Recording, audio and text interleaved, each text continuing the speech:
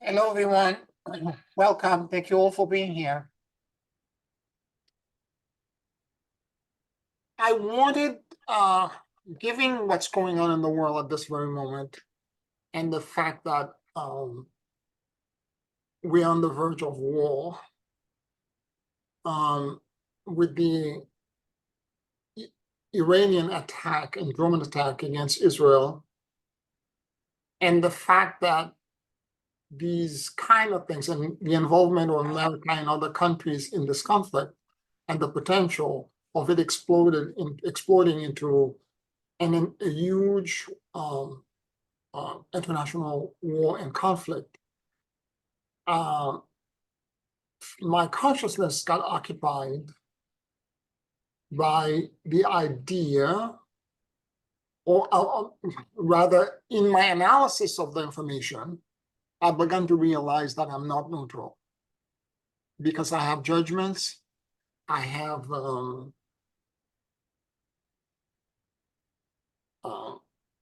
I'm kind of like biased on my views as to who's responsible, who's not responsible. That one should have been that other one should not have done this, and that or the other. And I begin to realize that if I'm being triggered by all of this, if what's happening in the outside is triggering me, it's because it's a mirror for an eternal battle and conflict that's within me that I'm not dealing with. So as such, I have to find a way to go within and seek the advisement or the examination of my core to discover what is it in me that I'm not at peace with. Yes, we are all deeply evolved in spiritual being. Or energy grids are quite big, but if subconsciously deep in my core I have something that I've not resolved, and I am at battle or at war within myself, I'm going to project it just as big as I am in my energy field. So in some ways, I'm guilty in contributing to the conflict because I'm not internally at peace within myself. So in order for me to pray for the world and diminish what's happening in the world, I need to internally go back within myself and find a way to create peace within me. But before I even move in that direction, I want to review with you tonight some foundation principles dealing with this work. In order for me to be neutral, I've shared with you over and over again the teaching of the kahunas of Hawaii, the shamans of Hawaii. They are called the keepers of secrets, and they have a principle or prayer of reconciliation. What do I mean by reconciliation? It's a prayer of forgiveness. And the prayer is very specific. You don't go to somebody and say, I'm going to forgive you for what you did to me, which is the way we approach forgiveness. I'm going to be the bigger person, you offended me, and I'm going to forgive you. That's not the way they see and they understand forgiveness and reconciliation. The way they understand it is as follows. If you're attacking me in this right now, in a past that I don't remember, me, my family, and my ancestors had offended you. And because of this original offense that I don't have access to at the moment, so I'm assuming 50% responsibility for the conflict. In a past that I don't remember, that I don't have access to at this moment, I'm asking you, your family, your ancestor, for forgiveness by the thoughts, deeds, actions and inaction that I took in the past. And I'm replacing this with unconditional love. It's not pointing the finger. It's not a path of blame and saying, I'm going to be the bigger person. It's a path of acknowledging that if we're in conflict, the seed of the conflict is shared on both sides. It's a completely grown up version of forgiveness. It's not what's in the Christian Bible. Because what's in the Bible is that you're gonna, if somebody offends you, you're gonna be the bigger person. You're gonna forgive them for their transgression. That's not what it's saying. It's saying basically, in the past, I don't remember. I or my family or my lineage had offended you. And that's the reason why you're angry at me now, because you want revenge and retaliation. And I'm asking you now for forgiveness for that offense committed by my ancestors or myself. That's a profoundly different thing than, and this is why the kahunas are called the keeper of secrets. It's called the Ho'oponopono prayer. And the liturgy of the prayer goes as follows. It's the full liturgy. If me, my family, or my ancestors had hurt you, your family, or your ancestors, since the beginning of creation until now, by thoughts, by deeds, by words, by actions, or by inactions, please forgive me. I love you unconditionally, and I let go. And at this point, I'm letting go of the tension that exists between me and you. My part, if this is a rubber band that's being held to a point, by me asking for forgiveness, I'm letting go. I'm releasing the tension. Now, short version of this, and once you say the liturgy, let's say you find that you have a toxic relationship with somebody. Once you say the liturgy once, it's not enough. Every time the thought of the person or the toxic situation represents itself, because the universe has a way of repeating these things over and over again. Every time it represents itself again, you have to repeat it again. The short version, that you can repeat silently in your head over and over again as you're going about your life and these toxic things are presented themselves to you. Please forgive me. I love you, and I let go. Now, if you have the memory of the offense, if you can remember the past lives, if you can remember what you did in this life very early on to the person, the original conflict, it helps tremendously. It moves it much faster. Okay? And every time you say, please forgive me, think of the offense. I was not perfect. I was imperfect. And I made a mistake in the past. Now that I know better, I'm asking for reconciliation so that I can do better. The idea is that we're all a work in progress. The concept of I'm going to forgive you because you made you offended me, and I'm going to be the bigger person is assuming that I'm perfect. This is assuming the exact reverse. It's saying I'm imperfect, I'm flawed. My ancestors were flawed, and we made mistakes. And therefore, I'm going to ask forgiveness for that mistake. I'm acknowledging that I'm imperfect. And because I'm asking for forgiveness, I'm replacing it now with unconditional love, because now I know better and I'm letting go. I'm releasing the tension. And you keep repeating the short version over and over again. Please forgive me. I love you and I let go.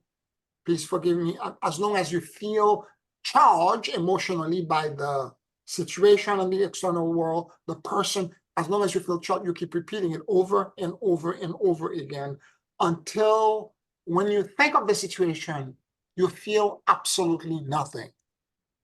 When it's not charged anymore, you're done. You're finished. You're reconciled.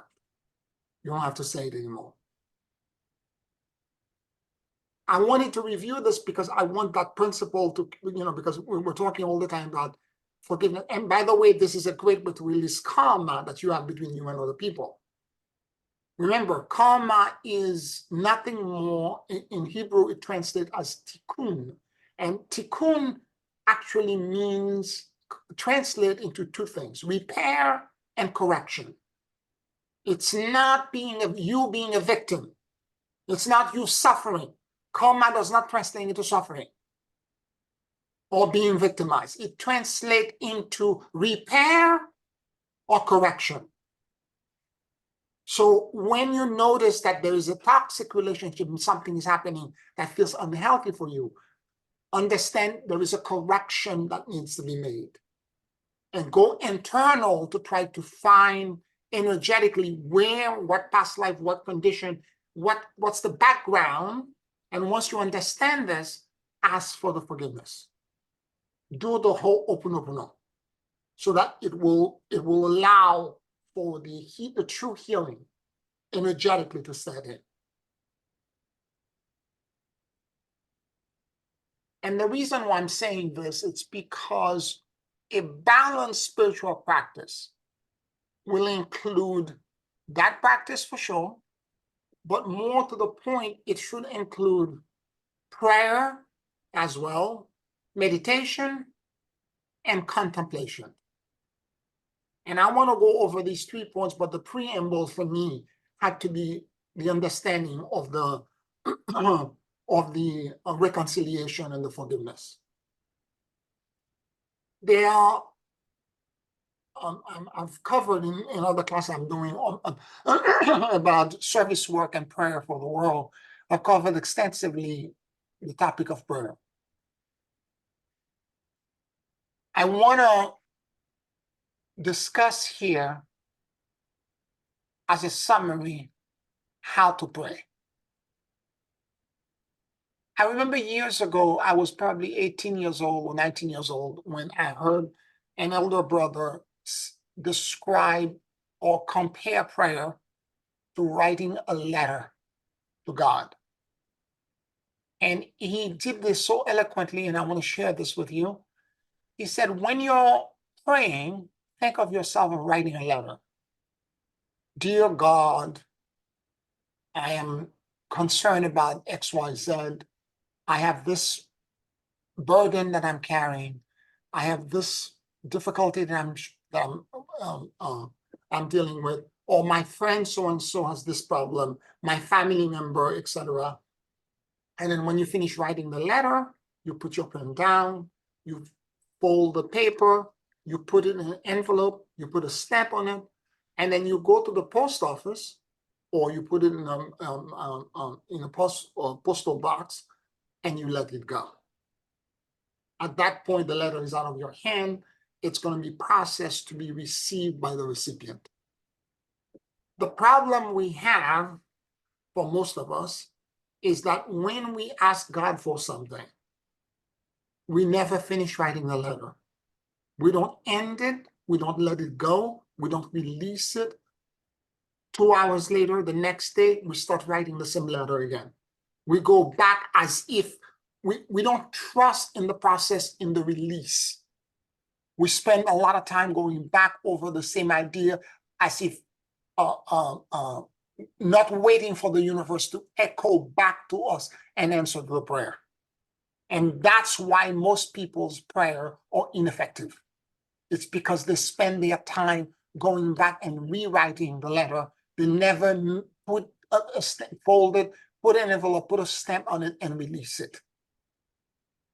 So if you're doing a prayer treatment for somebody or for yourself, you should be very clear that what it is that you want. First of all, your relationship to your higher power has to be very sophisticated. If you don't have a connection to your God or to your higher power, you cannot pray. If you don't believe in something higher than you, how can you pray? And part of the problem or part of the issue with prayer is to realize that whatever you're being presented with in your life at this moment, whether it is war happening around the world, whether it is climate change issues, whether it is financial issues, whether it is relationship issues, whatever big or small the problem may be. If you're trying to control all of it by your own calculation, machination, intelligence, and cunning, you're still frontal lobe, you're not brain. You're trying to control it. Okay?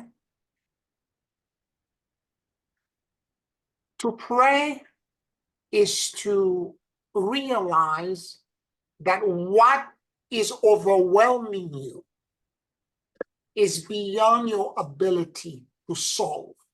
It's beyond your capability to carry. And you're going to trust and address, beseech, and seek the help of a higher being, your God concept, and ask your God concept to help you lift the burden and remove it from you. It means that you have to be humble. You have to have faith. You have to have cultivated a relationship with that higher power. And when you release it, you let it go, you're going to trust with 3,000%, with complete certainty, that an answer is going to come. And that your higher power is going to come back with you, to you with an answer. And the moment you've done this and you've done the steps I'm talking about, and you've done this, it will, the universe will echo. Sometimes the echo does not come. I remember the first time I had, the earlier time when I began to apply this formula to my life, when I was 17, 18 years old. Initially I thought to myself, I felt so, there's such a release when I felt unburdened. Because you're releasing, let's say the problem is, I'm afraid for my job. I'm so scared, I'm so scared. And by the way, this is the same feeling I had when I was thinking about the potential war, global war, is that I felt unsafe. You feel scared and unsafe. And this is as an aside, this is a driving principle in a lot of the things that the planet is going through right now, is that we feel unsafe. So I remember whatever it is that I was going through, I felt unsafe and all that and so on and so forth. So I unburdened myself. I said to my God, I am not capable of solving this on my own. This is too big for me, too large. I am so scared and I'm so vulnerable and so small. Help me. And I let it go. And I remember feeling a great sense of relief, because the moment you truly, and to the degree that you release it completely, and there is no residual energetic imprint that's left in you, to the degree that you release it, the universe will echo back to you like this, very quickly. And so I remember I felt, I was nervous. I was kind of like, I felt a great sense of, like, energetically, like something was moving, like the universe, something was coming. I couldn't describe what it was. It felt like things were moving about me that felt benevolent. I didn't know how the answer, and I thought for sure I was going to hear a voice talking to me and tell me, my son, and then here's the answer, right? That's not what had happened. I waited, no voice came. And after a while, I got disappointed. I got up and I started doing something. And I opened the magazine and I was flipping through it. And as I flipped through it, the exact answer that I need, I saw it in a small ad that was about 1.5 inches. It was the exact answer that I needed. Sometimes the answer can come while you're driving an hour or two later, and it's an ad on the side of a truck. Or it could be somebody saying something to you while you're walking past them in the street. And it's God talking to you, and Sometimes auditory, sometimes it actually comes as a voice talking, or a wave or a sense of knowing that wash over me. But it doesn't have to happen whilst you're making the prayer. It can happen a few hours later. And when it happened a few hours later, that's where the prayer will spill into what I call contemplation. It's when you're still in the afterglow of either a prayer or meditation with God, and you're still going about your life, and almost like a daydream or reverie, suddenly an insight wash over you, or you get a deeper understanding, or partially as you're walking, daydreaming, you get a vision, and you see, or you get a greater insight, something just open up, and then you begin to have an epiphany. That's a contemplation. It happens sometime while you could be staring at the sun or staring at clouds. You could be in nature watching animals. You could be doing something, or in some instances, certain contemplation practices requires you to light a candle and to stare at the candle. It's not exactly meditation, but it's a reverie. And suddenly an answer or something that is going to benefit for your benefit will drop into you and will be revealed. So it's important for us to understand this and to kind of like understand the prayer. Sometimes they overlap. As I said, you could do a prayer and the prayer can lead into a contemplation experience that happened while you're, let's say you're in the shower the next day. And suddenly, as you're shampooing yourself or you're soaping your body, suddenly the answer to your prayer, just water, typically water, it happened a lot watching water or being in water, because water is a medium that allows you to connect to the higher world. So it could happen at any moment. And suddenly you get an insight and the answer to your prayer comes. And then you realize God is talking to me.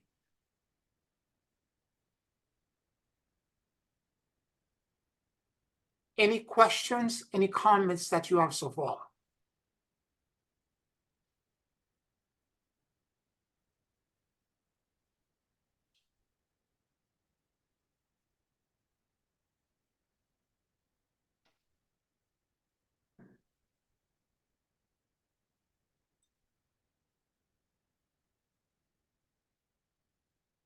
Now, of course, there are,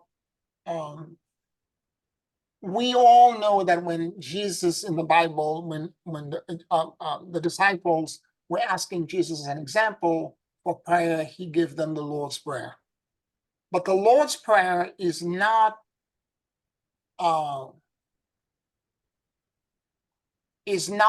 only the original prayer as it was given, because Jesus did not speak that original prayer was translated from a Greek version of the Bible, but Jesus spoke Aramaic. And I'm gonna read you 3 versions of the Lord's Prayer. Let me find the other one. In Aramaic. They were by different translators. Okay. And I will get into the details in a second. I want to use those as example. The best prayer really is the prayer that comes from your heart. That's spontaneous. You can read a prayer that someone else has done as a way to guide your consciousness and organize, because a lot of us are not emotionally intelligent enough to articulate eloquently the various steps on how to write that letter to God. So we can follow the blueprint of someone else. And of course, our Lord's Prayer is one of the example. I'm not gonna all go over, because most of you know what the Lord's Prayer is like. I'm gonna go over the Aramaic retranslation in the original language that Jesus actually spoke. Okay, the first one that was translated by Rocco Enrico, our Father who is everywhere, let your name be set apart. Come your kingdom. Let your desire be, as in the universe, also on earth. Provide us our needful bread from day to day. And free us from all offenses, as also we have freed our offenders. And do not let us enter into temptation, but separate us from errors. For belongs to you the kingdom, the power, and the song and the praise, from all ages, throughout all ages. And this is the end of the prayer. I wanna bring here the idea of the kahunas of Hawaii, and we read the sentence in the context of the Ho'oponopono, and free us from our offenses, as we also free our offenders.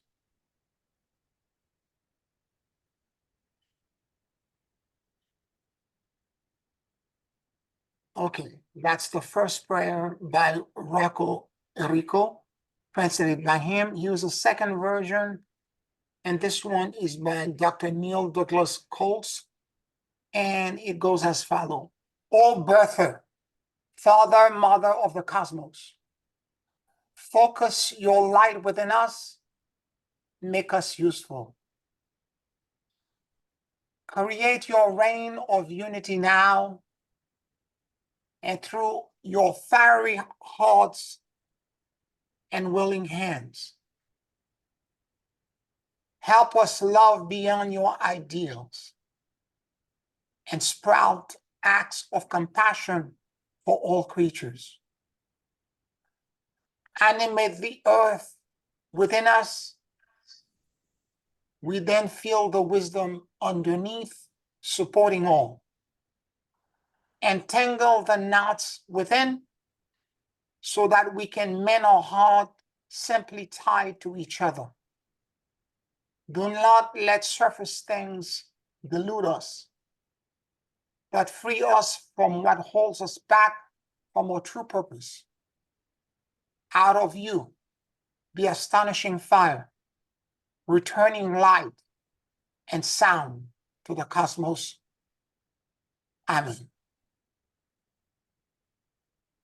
Now you understand that if the idea of the original prayer in Aramaic, that those two versions, and in fact the three versions from the original Our Father, are completely have different meaning and nuances.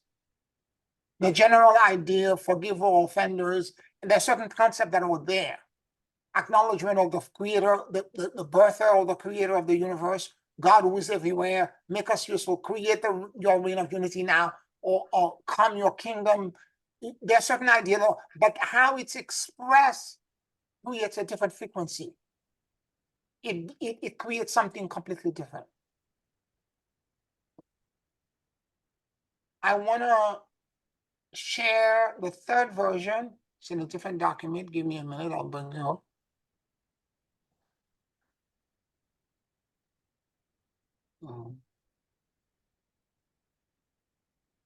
Hold on.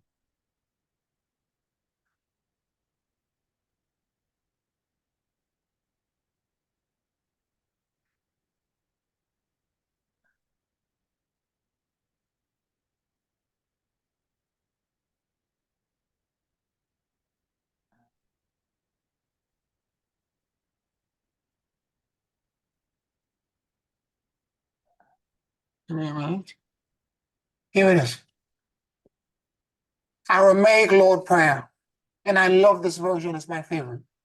O cosmic birther of all radiance and vibration, soften the ground of our being, and carve out a space within us where your presence can abide. Fill us with your creativity so that we may be empowered to bear fruit of your mission. Let each of our action bear fruit in accordance with our desire. Endow us with the wisdom to produce and share with each being needs to growth and flourish. Untie the tangled thread of destiny that binds us as we release others from the entanglement of past mistake. Again, this is my commentary now. It's going back again, connecting to the whole open. And again, back to the prayer. Do not let us be seduced by that which diverts us from our true purpose, but illuminate the opportunity to the present moment. For you are the ground and the fruitful vision, the birth, the power, and fulfillment, as is gathered and made whole once again.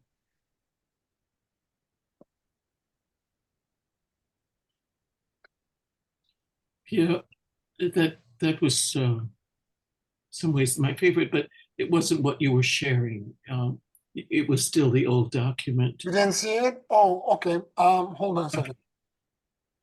I apologize for that. I thought It may have been on your screen, but it wasn't shared by Zoom.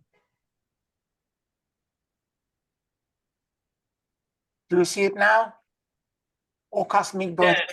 Yes, thank you. Yes. I will read it again. I love this prayer. O cosmic birth of all radiance and vibration, soften the ground of our being and carve out a space within us where your presence can abide. Let us fill us with your creativity so that we may be empowered and bear fruit of your mission. Let each of our actions bear fruit in accordance with your desire. Endow us with the wisdom to produce and share that each being needs to grow and flourish. Untie the entangled threads of destiny that binds us as we release others from the entanglement of past mistake. Do not let us be seduced by that which would divert us from our true purpose, but illuminate the opportunity of the present moment.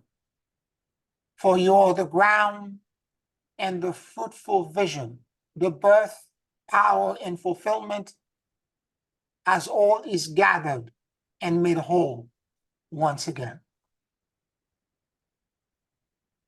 There's some immensely abstract concept in this translation that makes a different impact on my energy system.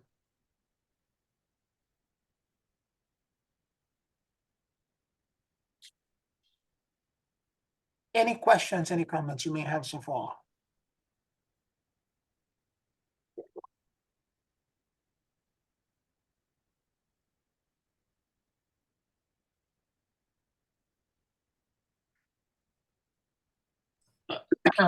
Yes.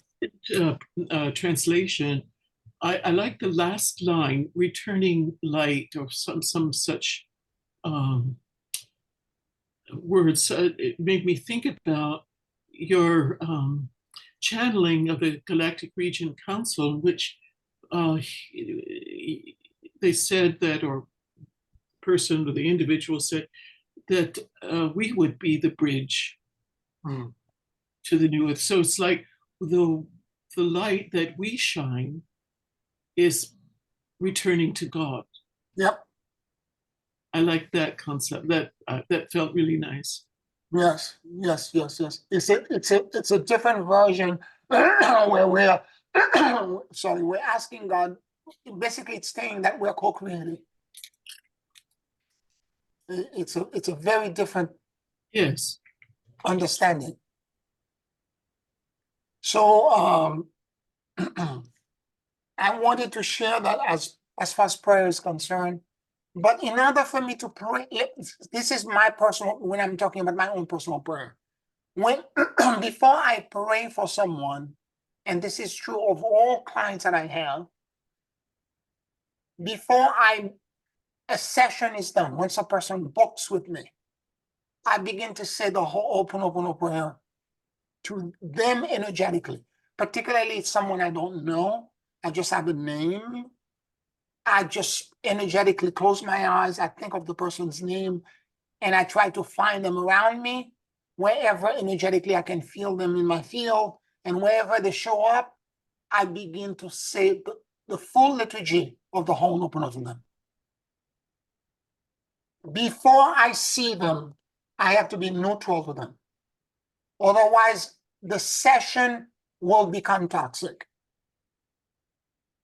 If someone is coming to me, if with the understanding of the whole open, that we're all enmeshed, interconnected, karmically and otherwise.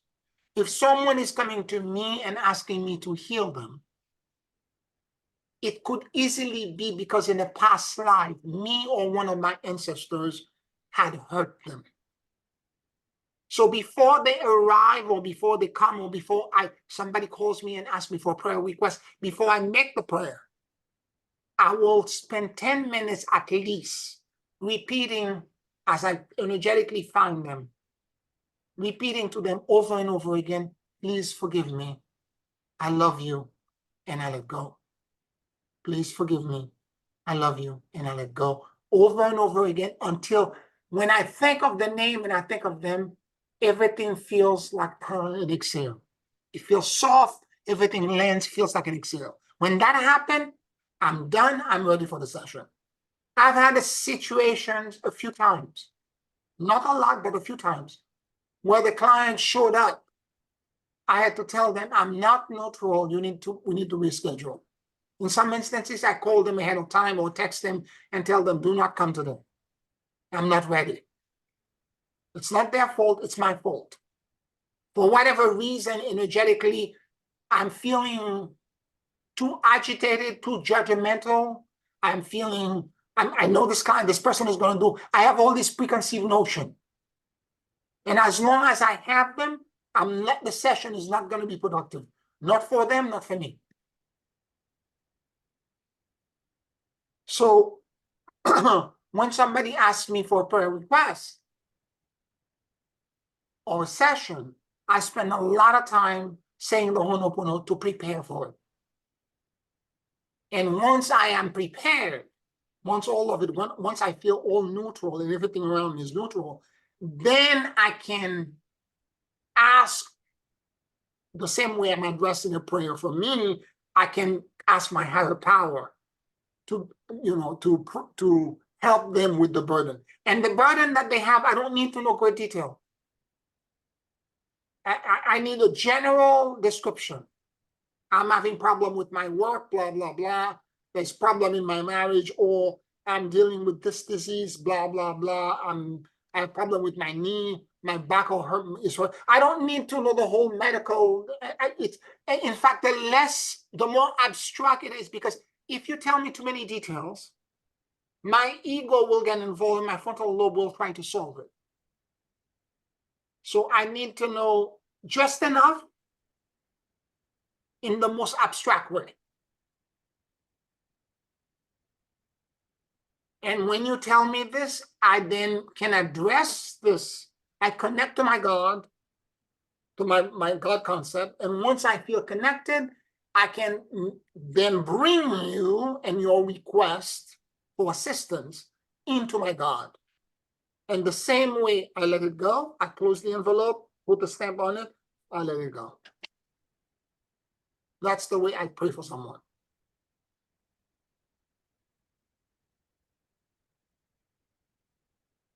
Any questions, any comments?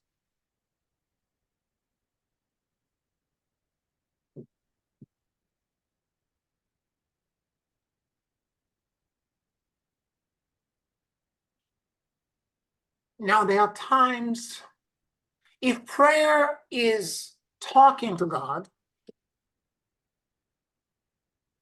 meditation is listening to God. So I spend a lot of times, or half of my practice, listening to God. Now, a balanced spiritual practice should include everything I just described. So you should be reconciling, ho'oponopono. You should be praying. You should also be meditating and contemplating. So at some point after the prayer, after you release all these prayers, you're gonna sit with yourself and you're gonna learn how to do what is called active intelligence, active listening, which is to sit down with yourself and I've talked in other classes about different version of the same thing. So what we do is that last week we talked about listening to our core. So what you do is that you basically, I do this in the morning. I get up, and as I get up, after I have my coffee, I sit down, I take very deep breath. There are many practices, there are many ways of achieving meditation state. There are some teachings that want you to follow your thoughts and let stream of consciousness come in, blah, blah, blah, and follow it, and eventually you get to a point where there is no thought. Meditation is listening. So the more you're actively connected to your thought, the more you're not going to get there. I found this practice very difficult to do. And I'm going to share with you, because there are many ways to do that. There are other practices that ask you to do a mantra or a song. The Sufis dance. I saw a Sufi Dervish dance as well, and you can tell as they were dancing that these people were in deep, deep trance. They were talking to God. You could see it in their whole body, their whole demeanor get transformed as they were spinning around. There are others that are in meditation while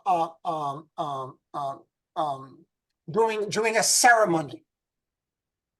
There are certain ceremonies that are ritualized, and that ritualization becomes a way to communicate, to create the bridge to God. There are certain kind of instruments. For example, in primordial cultures, in native culture, there are certain sacred instruments that the moment you take them out and start playing them, because the instrument is initiated, is holy, and the moment you begin to play it, it becomes a vehicle through the frequency and the vibration for other human beings who are in earshot of it to achieve transcendence and communication to a higher power. So the music becomes the bridge. So the dance, the art, it could be an art piece. It could be staring at a mandala. There are multiple ways to achieve meditation. There in certain Buddhist temple, they give you a mandala and you have to stare at it. And as you stare at it and you look at it, all of a sudden you go into transcendence, you go in meditation. The technique that I'm teaching you is what works for me as a Western man. And there are postures, meditation postures. Certain people like for you to sit in the lotus position or half lotus or full lotus. I can't do lotus or half lotus. I'm a Western man.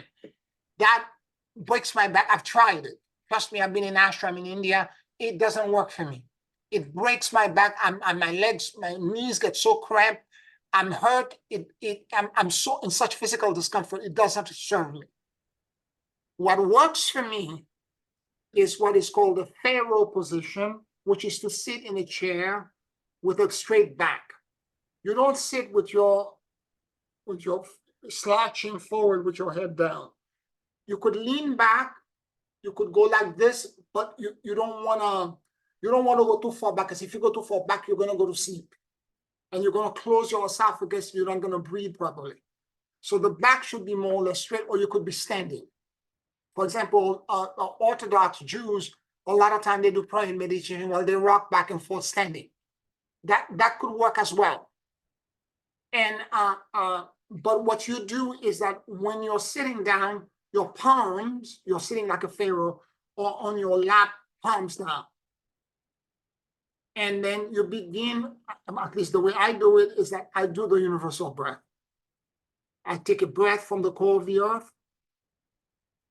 and I let this breath move through the bottom of my feet, passing, and imagine, the way you do meditation in my practice, you imagine that your lung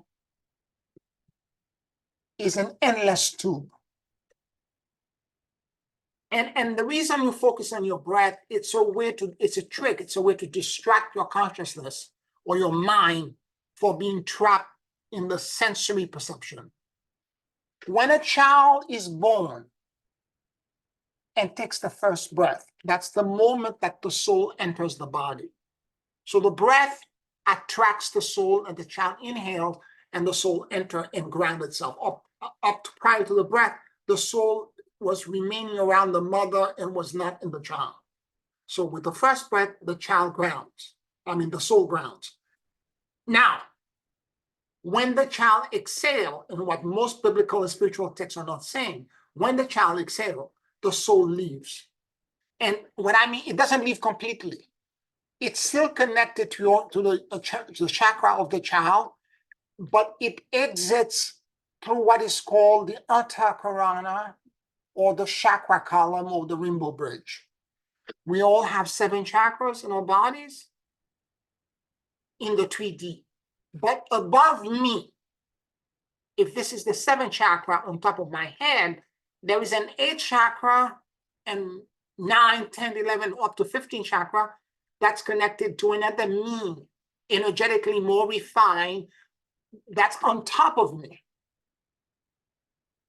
like a Russian nested doll. And then chakra 16 to 22, another me, and so on and so forth, all the way back to God.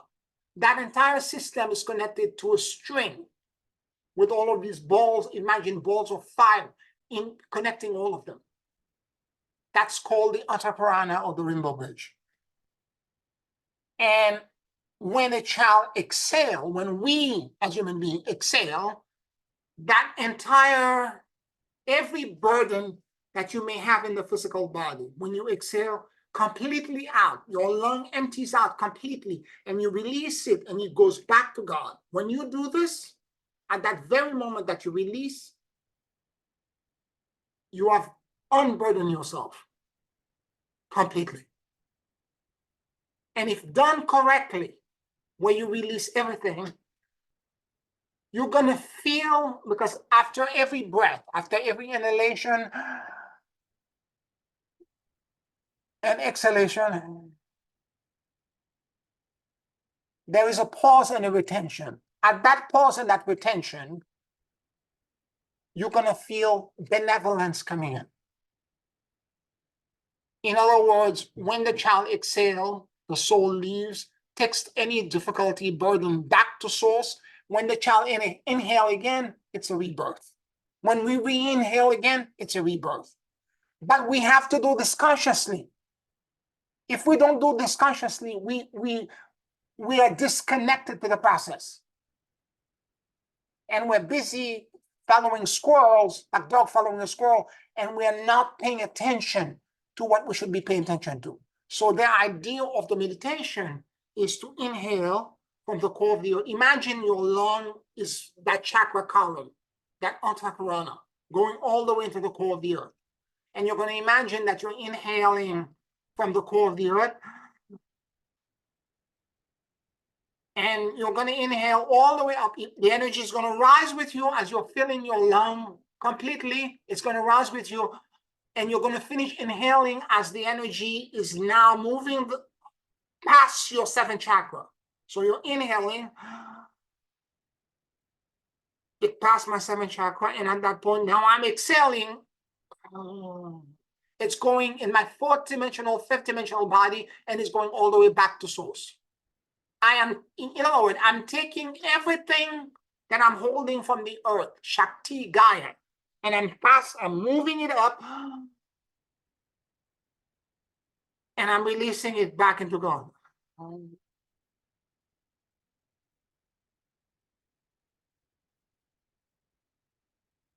Now I'm feeling all kinds of energy after I unburden myself. Now I'm going to inhale all of that goodness. From source now, I'm inhaling. I'm not inhaling from the earth anymore. I'm in source. I'm inhaling from source the benevolence, and I'm going, and I'm bringing it back into me. And when it goes into my body, and I ground it in the core of the earth. That's the basic cycle of the universal breath. And you can, if you can do 6 of those breaths, a total of 12 breaths together, in the morning, it will begin to open you up. And the burdens that you have in your body are going to be released.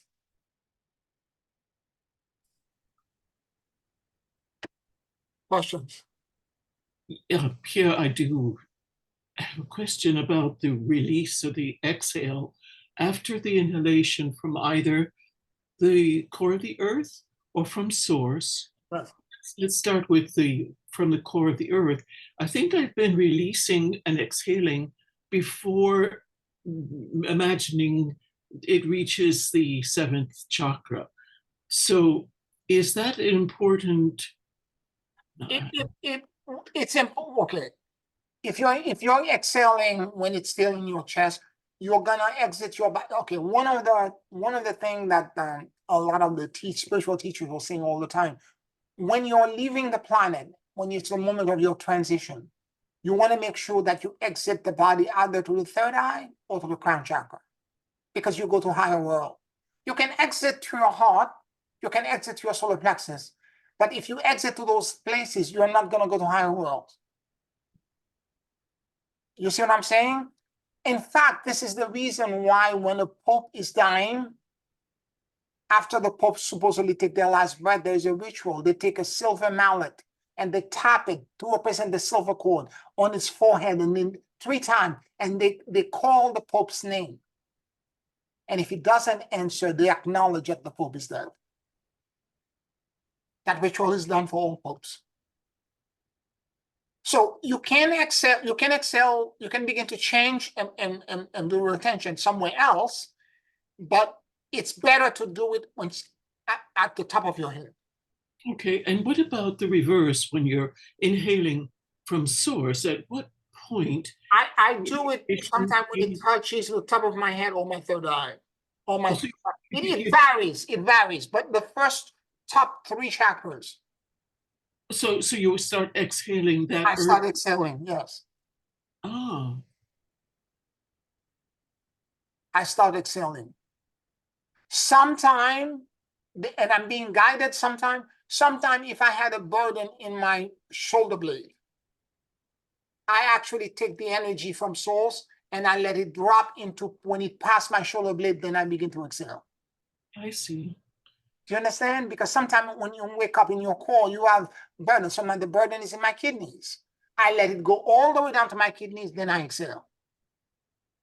I got you. So it's just the reverse then Yes. of the inhalation from the core of the earth, that you don't want to start the exhale till after the top of the chakra, the top of your head chakra is surpassed until it reaches that point at least. Yes. Yes. You see what I'm saying? You could exhale when you're going back, when you're going upward, and you're taking the from the core of the earth and you're moving it up.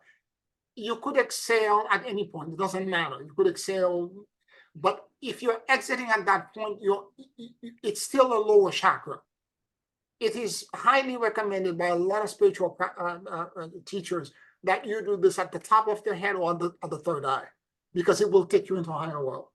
Mm-hmm. It's not wrong to do it somewhere else. You understand? But it's better to bring everything up at that process and release it there. Now, on the way back, if the burden was in your heart or in your belly or in your hip or wherever, bring it to that location and then exhale. I got you. And Let it be installed. The retention point between the inhale or the exhale, wherever that transition point comes. Yes, exactly. Got it. Thank you. Okay. Anybody else? Yes, I have a question. You mentioned you took the example of a child when they are breathing and they are uh, exhaling. Um, as an adult, we start living and we have burdens, so we carry the burden up. But for the child, you say that you mentioned something about a rebirth. A child breathes perfectly. Okay, it's when we grow up that we unlearn what your body knows naturally. The child breathe, their breath is perfect. They are constantly being reborn because their soul, because when the child knows this when they're born, when they exhale, their soul leaves the body, go back into source, and comes back with the return birth. What I'm teaching you now, a child does naturally all the time. Oh, that's what you're saying. Okay. Yes. Yeah, The because answer, sometimes the child smile and they keep on saying that the child saw the angels. because they are connected naturally to everything. They're doing it right. What I'm trying to do is that to try to make you remember. It's when you have fear, when you begin to try to control, and you think things are impossible, and you're judging yourself, judging others. You don't allow that natural process to occur, and instead of your antakarana being the size of the head, it constricts into the size of a finger. And therefore you hold all the burden in your body, and sickness begin to fall. You don't release. Yeah. So you begin to have all kinds of problems. You have pain, you have suffering, you have all kinds of problems. Yeah. All right. Thank you, Pierre. Okay? Mm-hmm.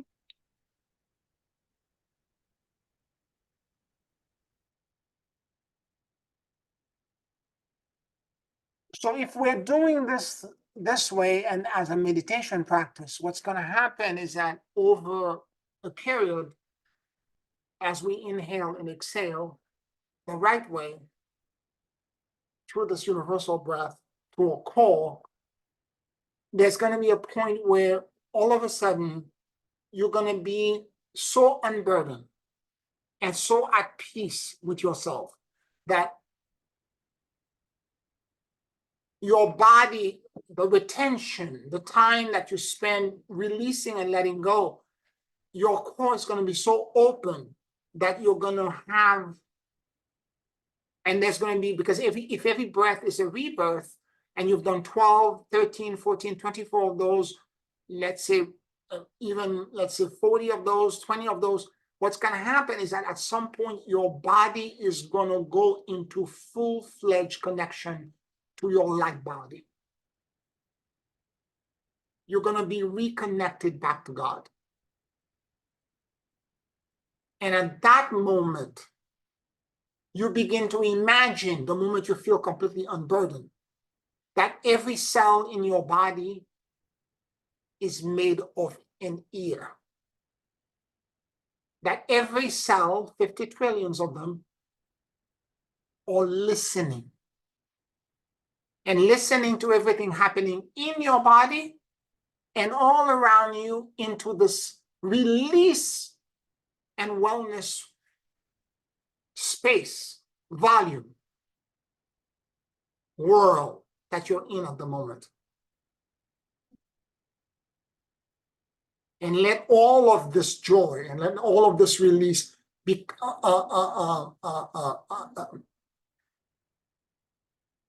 give you the opportunity to hear and listen to whatever God, spirit, light, the universe wants to share with you.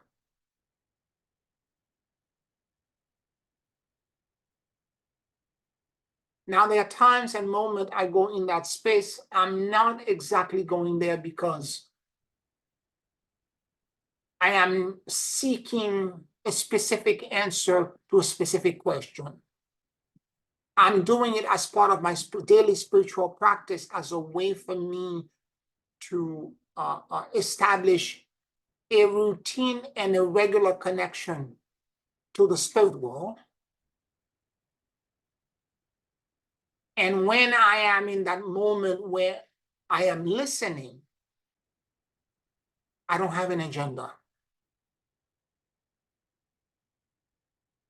And I can sit enjoying the liberation that the state creates, the openness, the surrender, the joy, the ecstasy, the grace, and the blessing that this release creates.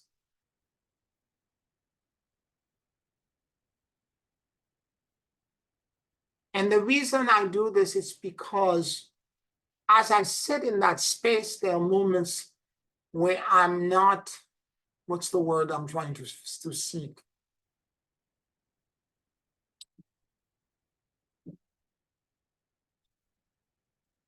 I get answers as I listen this way. I am inspired and I get answers for questions that I didn't even ask. I get insights sometimes about people that I care for. And if you're completely surrendered and released sufficiently enough, you may even see the landscape of the future.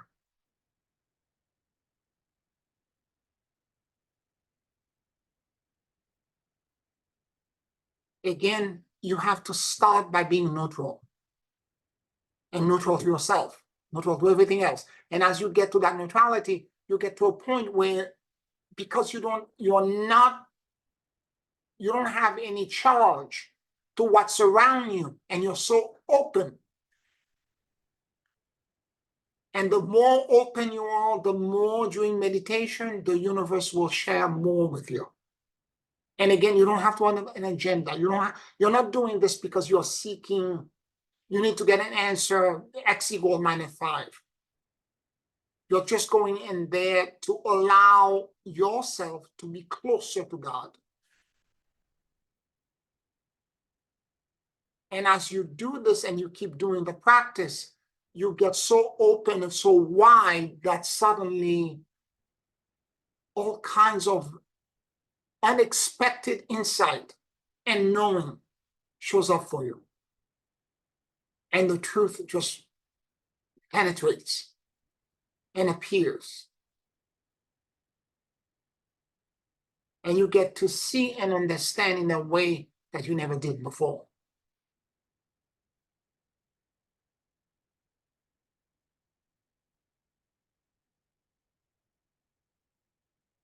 Now, let's say you've done this practice and you continue to do it.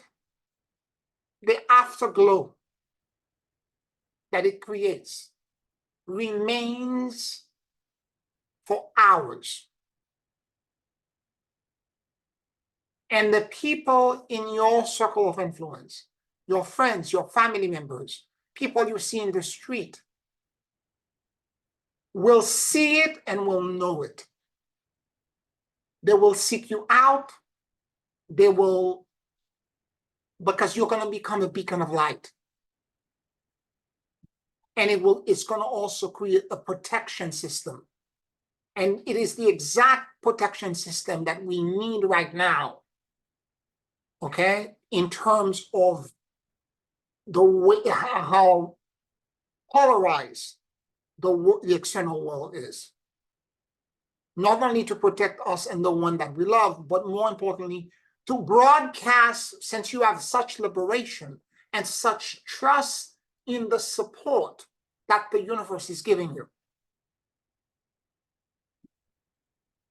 that the moment you're in that connection, you can broadcast to others that liberation, that trust, that support, to remind them that they too inside of them have a connection to the same system.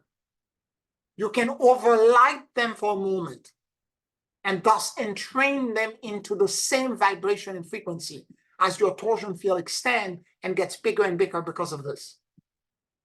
You overlight them and you entrain them and you capture them in your torsion field. And temporarily, they can begin to feel liberation, freedom. And when they begin to capture and open up this big, then they will begin to then remember that inside of them, there's also freedom. That somehow they had to find a way to achieve the same within themselves.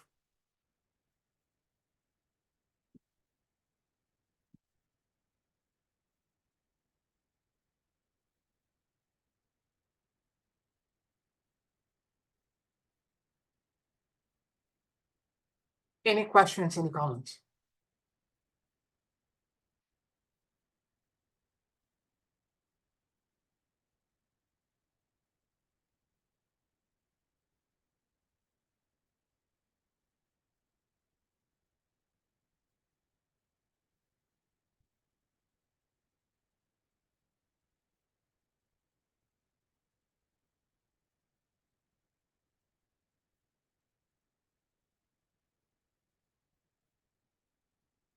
All right, if there are no questions and comments, let's take a 5-minute break, and then I will guide you into a meditation, and I will insert a channel prayer for world peace that I had channeled some time ago. 5-minute break, water break, okay?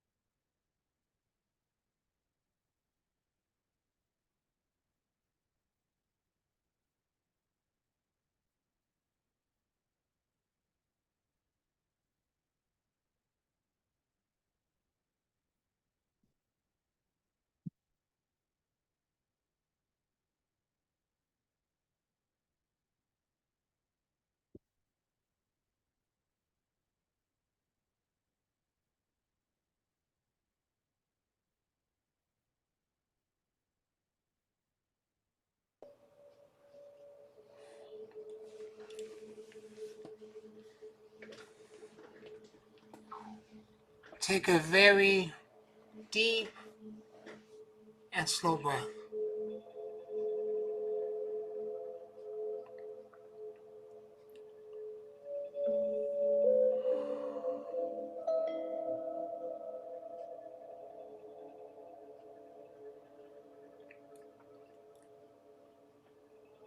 And as you inhale and exhale deeply and slowly,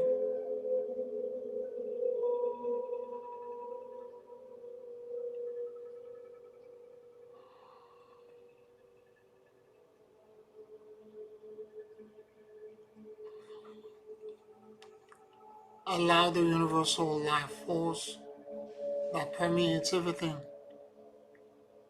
to enter into your lungs.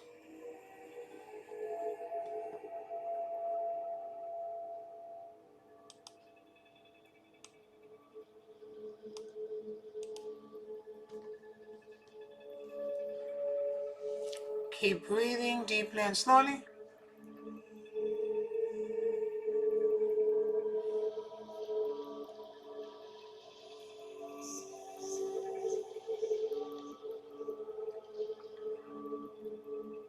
And let your soul and your awareness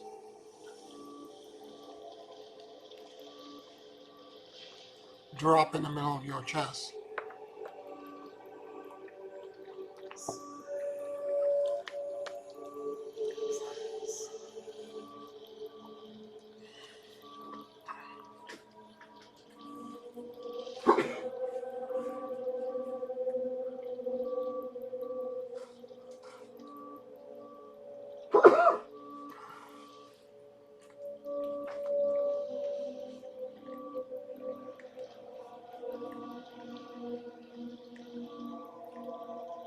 Please forgive me. I love you. And I let go.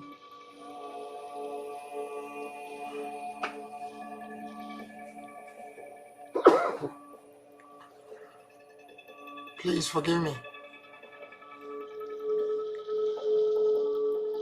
I love you. And I let go.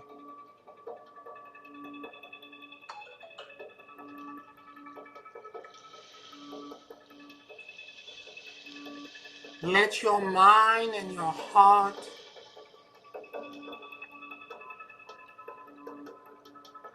sync with each other.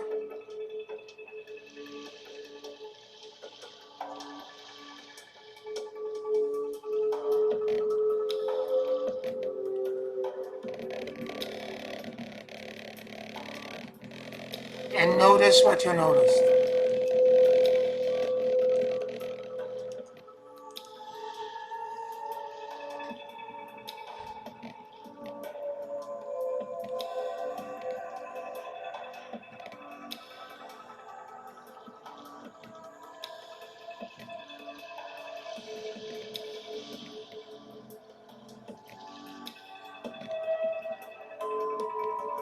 Realize that you can perceive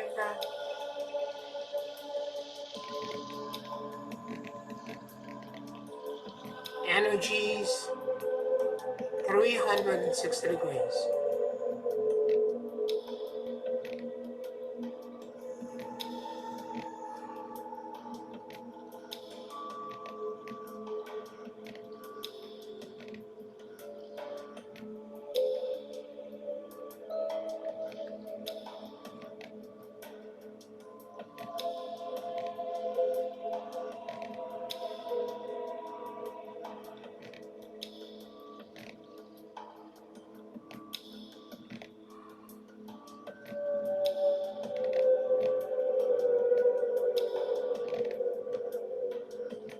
Become aware of your core and central column,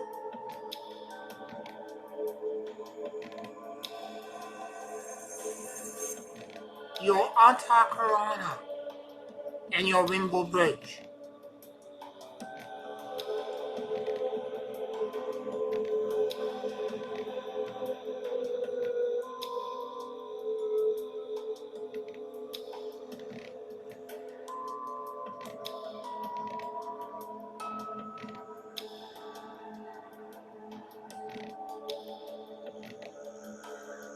Imagine that your lungs extends into the core of the earth, below your seat, and equally extends from your shoulders all the way back into source.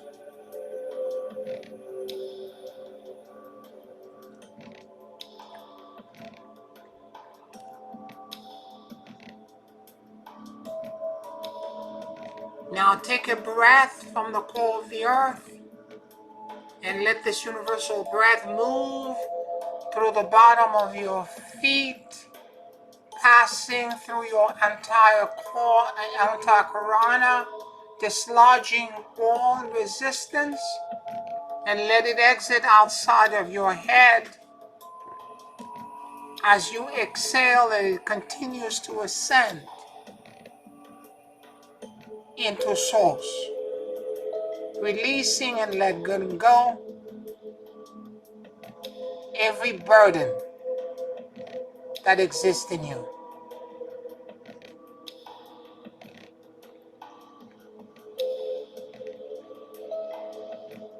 Now, after the retention of the breath, take a deep breath in source and let this energy begin to return back with the benevolence, kindness, and repairs that you need, and bring it into the top of your head, passing through your entire being, and finally releasing everything and dropping it into the core of the earth.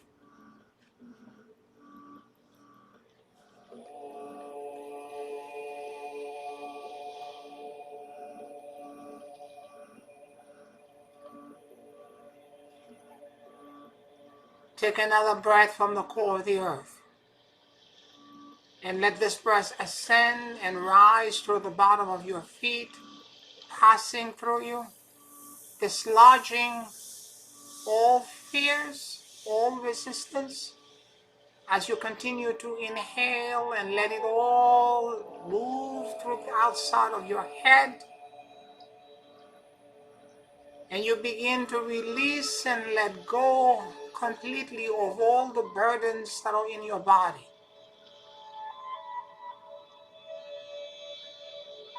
And exhale completely into source. Surrender and let go.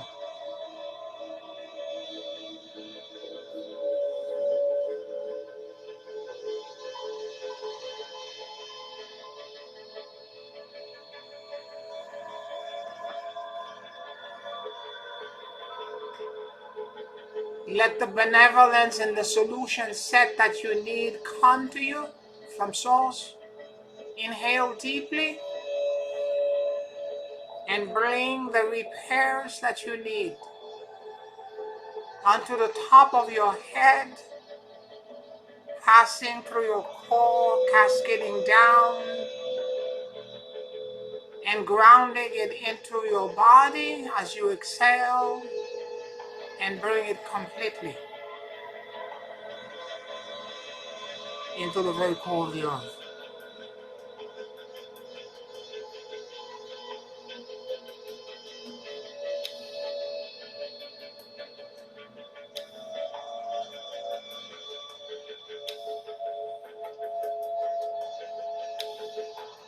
Take a very deep breath now from the core of the earth. And let this breath move to the bottom of your feet, passing through you, dislodging all fears, all misqualified and balanced energies, and let it move outside of your head and be released into source as you exhale completely, letting go of everything. Surrender. Unburden yourself.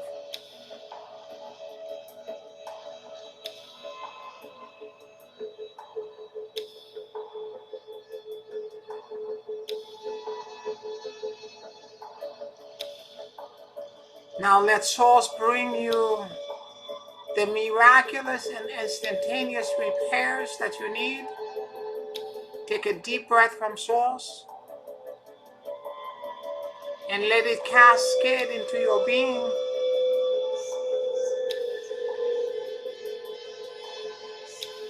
Bringing you the solution set, and exhale as you ground this into your body and into the core of the earth.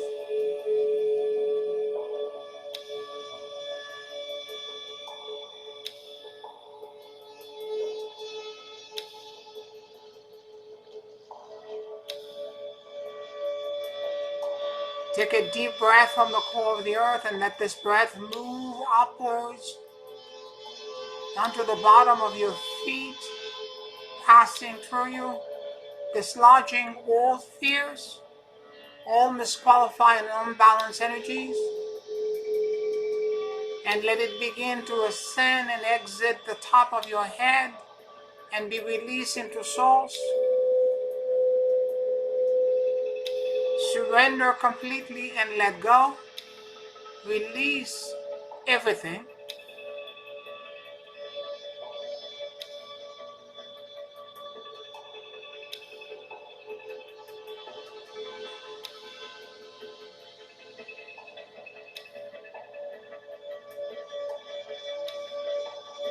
And let the repairs, the love, the grace, and the blessings of a benevolent universe come to you. And inhale deeply.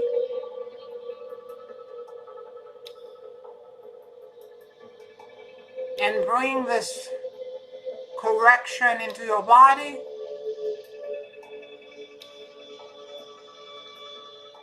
As you ground it completely. And drop it into the core of the earth.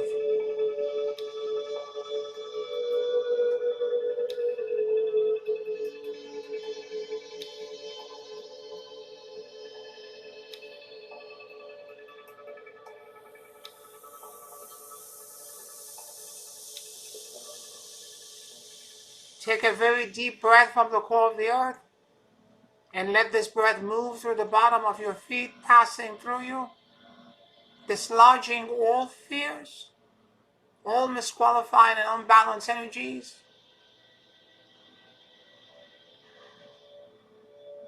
And let it all be released outside of your head and go into Source.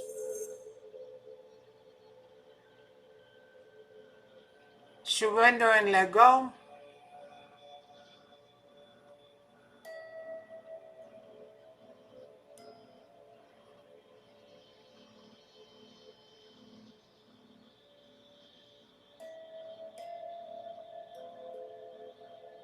Allow the blessed field to echo back to you the healing and the repairs that is needed for your rebirth. And as you inhale deeply this blessing, let it ground into your body, passing through the top of your head, dropping into your core, and being completely grounded into the center of the earth.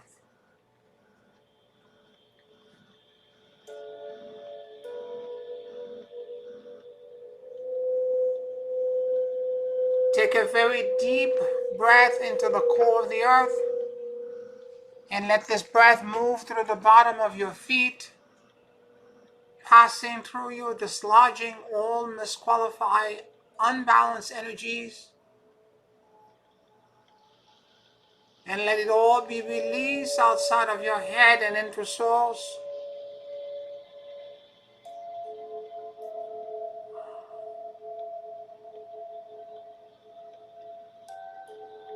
It is not your responsibility to fix or repair anything. Let go.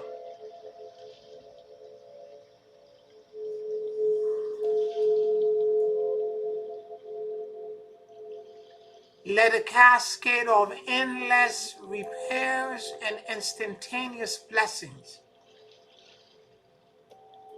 come from source, and inhale all of it in source.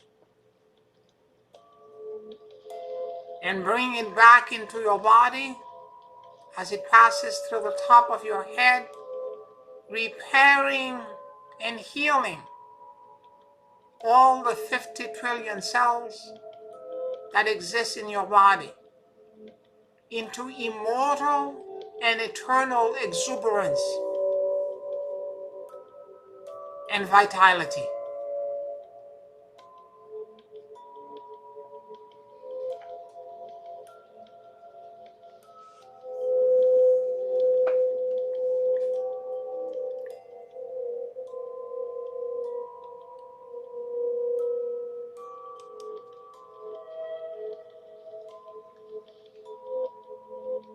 Keep breathing deeply and slowly.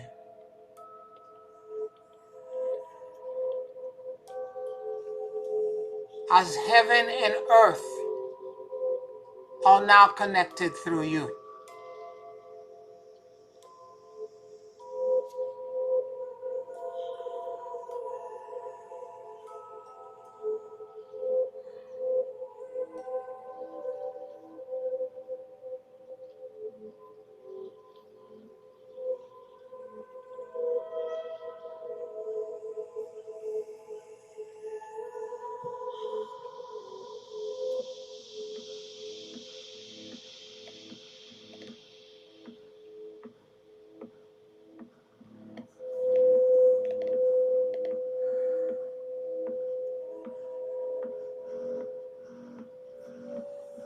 Listen. Listen as if the more than 50 trillion cells in your body had ears.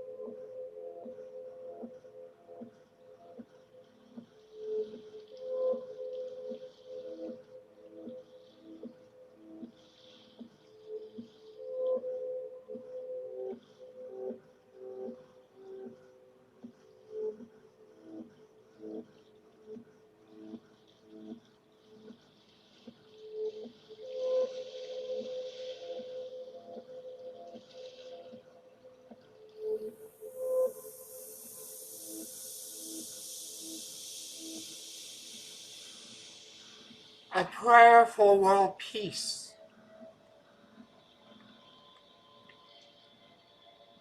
Standing on the edges of the darkness and horror of war. Lord, help humanity find peace and healing. May your light, compassion, and mercy embrace and support the victims, the displaced, and the dead.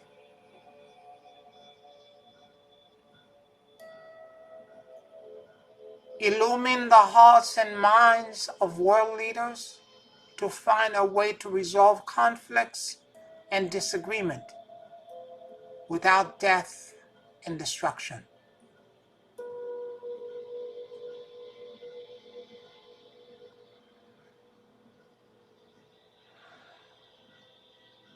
May all wars, battles, and conflicts end.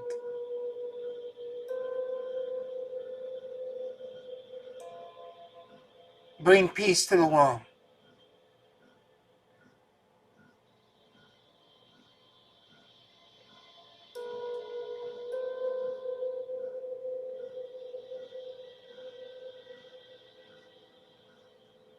But peace cannot be demonstrated in the world if we're not individually and internally at peace with ourselves.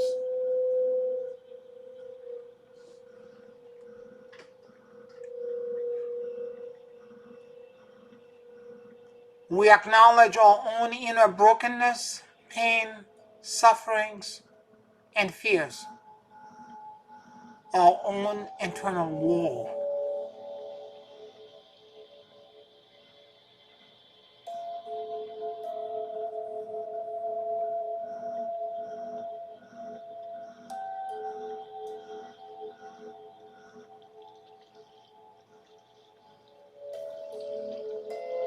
We ask for forgiveness for all the times since the beginning of creation until now that we try to hoard, attack, dominate, and conquer as a reaction to a need to survive.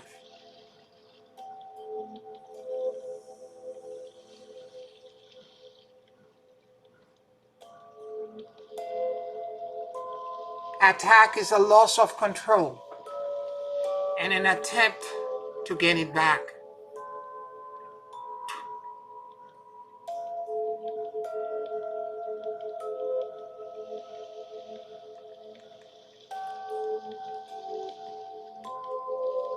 My lack of internal and external control is a big fear trigger, and I am afraid.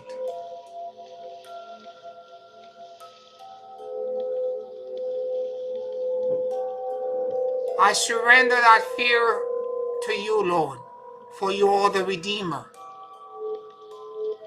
I let go completely.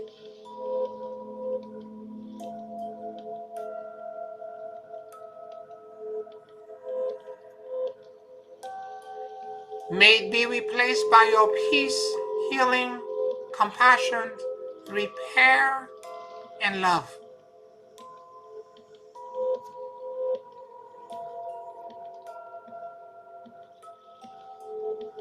May the peace, serenity, and liberation that I know radiate to the world.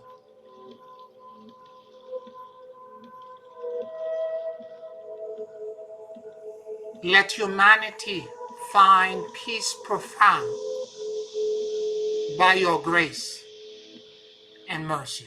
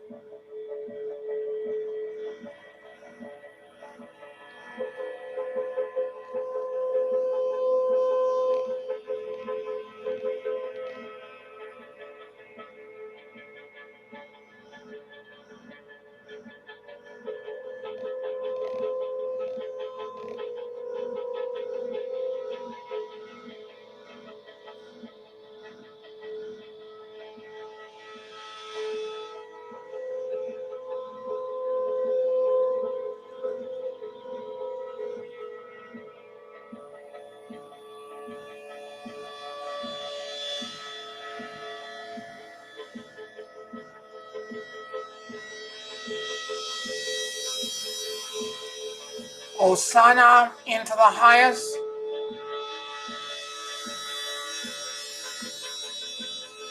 Hosanna into the highest.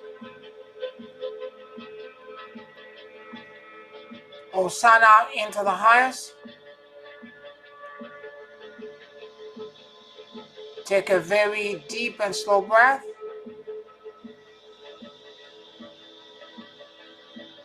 And whenever you feel ready, you can open your eyes.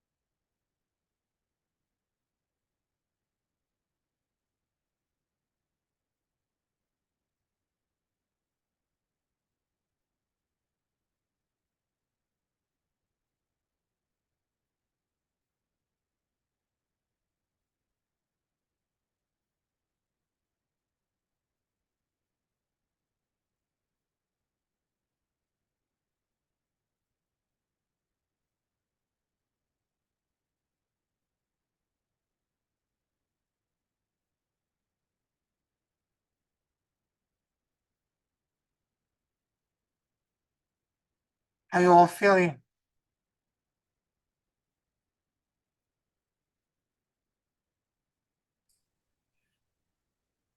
Thank you, Pierre. Just feeling out there somewhere. Yes, Thank you, Pierre. yeah, you're very open. Yes, yes, yes. Wonderful. I'm happy to hear that. I want to thank you, all of you, for listening to me tonight on Patreon. Thank you for your support. For all of you on YouTube, subscribe to the channel, like this video, share it with your friends, and I'll talk to you next week. Blessings, everyone. Good night. Blessings. Good night. Good night, Janice. Love you. Good night, Kate.